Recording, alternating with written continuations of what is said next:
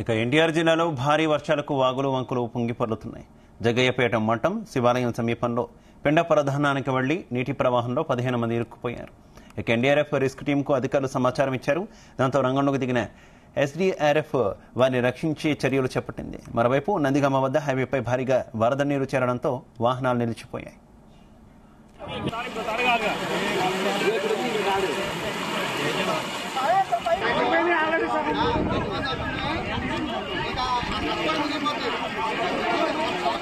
ఈ విషయానికి సంబంధించి మరింత సమాచారం మా కరెస్పాండెంట్ యశ్వంత్ అందిస్తారు. యశ్వంత్. రైట్ శివ, గత 2 రోజుల నుంచి కురుస్తున్న వర్షాలకు కూడా ప్రతి గ్రామంలో ఉన్నటువంటి వాగులు కావచ్చు, వంగులు కావచ్చు విపరీతంగా పొంగి ప్రవహిస్తున్నాయి. దాంతో కూడా రాకపోకలు పూర్తిగా స్తంభించాయని చెప్పుకోవచ్చు. దీంతో కూడా ఇప్పటికే ఇటు రాష్ట్రంలో మొత్తం కూడా భారీ వర్షాలు అయితే కురుస్తున్నప్పటికీ కూడా మరొక 2 రోజులు అయితే మాత్రం అల్పపీడనం చెప్పిన పరిస్థితి ఏర్పడింది.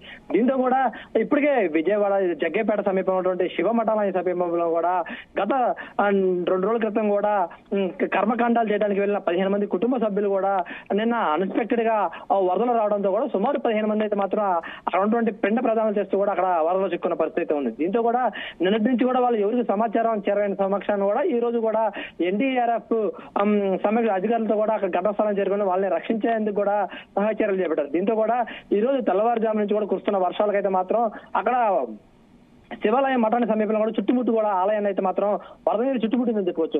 పై నుంచి వస్తున్న ఎగువ నుంచి వస్తున్న వరద నీరు అయితే మాత్రం ఇటు జగ్గయ్యపేట శివాలయం మఠానికి అయితే మాత్రం వరద నీరు పెద్ద ఎత్తున చుట్టుముట్టడం మాత్రం అక్కడ ఉన్నటువంటి 15 మంది కూడా బిక్కుమంటూ కూడా రాత్రి కూడా గడిపిన పరిస్థితి ఏర్పడింది. నిన్న ఉదయం నుంచి కూడా అక్కడ అదే ప్రాంతంలో కూడా ఆ శివాలయం మఠం సమీపంలో ఉన్నటువంటి కర్మకాండాలు చేసే ఆ ఆలయం దగ్గరే ఉంటూ కూడా వాళ్ళు నిన్న దళదాల్చుకున్న పరిస్థితి ఏర్పడింది. దీంతో కూడా ఈ రోజు తెల్లవారుజాము నుంచి కూడా వాళ్ళు పెద్ద పెద్ద కేకలైటంతో కూడా స్థానికులు గమనించి వాళ్ళని రక్షించేందుకు చర్యలు చేపట్టినప్పటికీ కూడా వాళ్ళ ఆ వరద ఉధృతికి కూడా ఎలాంటి సహాయ చర్యలు చేయలేపారు. దీంతో కూడా అక్కడ ఉన్నటువంటి స్థానిక ఎంఆర్ఓకి అదేవిధంగా పోలీసులు సమాచారం చేరడంతో వాళ్ళు కూడా ఎన్డీఆర్ఎఫ్ బృందాన్ని రంగంలో దింపి కూడా వాళ్ళని రక్షించేందుకైతే మాత్రం ఆ సహాయ చర్యలు చేపట్టారు. దీంతో కూడా ఎన్డీఆర్ఎఫ్ బృందం రావడంతో పాటు వాళ్ళైతే మాత్రం తాడు సహాయంతో అక్కడ మఠ శివాలయం దగ్గర చేరుకుని వాళ్ళు కూడా ఆ ఎన్డీఆర్ఎఫ్ బృందం కూడా తాడు సహాయంతో మాత్రం ఒడ్డుకు చేసే ప్రయత్నం అయితే చేసిందని చెప్పుకోవచ్చు. దీంతో కూడా మళ్ళీ ఇటు చూసినట్టు మాత్రం ఎగువ ప్రాంతం నుంచి వస్తున్నటువంటి వరదలతో మాత్రం ఇటు నేషనల్ హైవే ఇటు విజయవాడ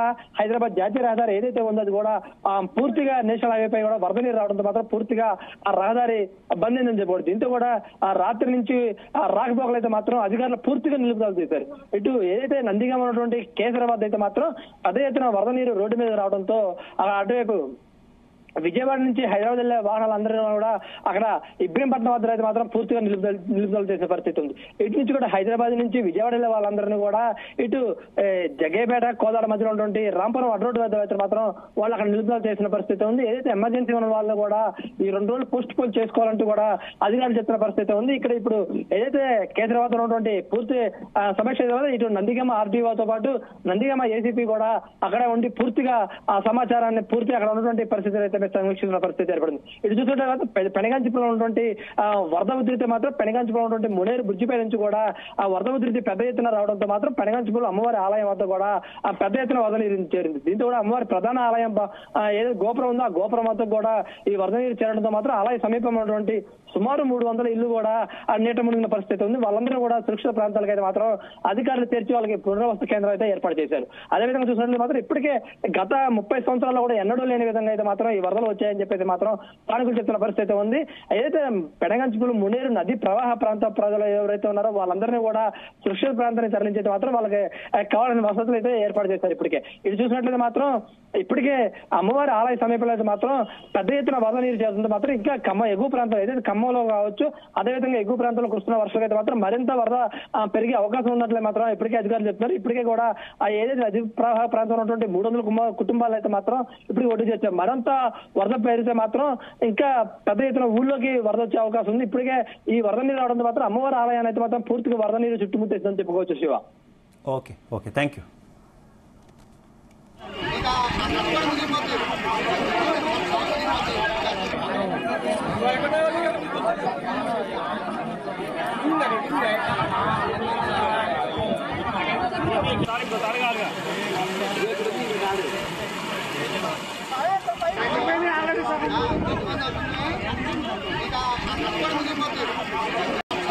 ఆల్రెడీ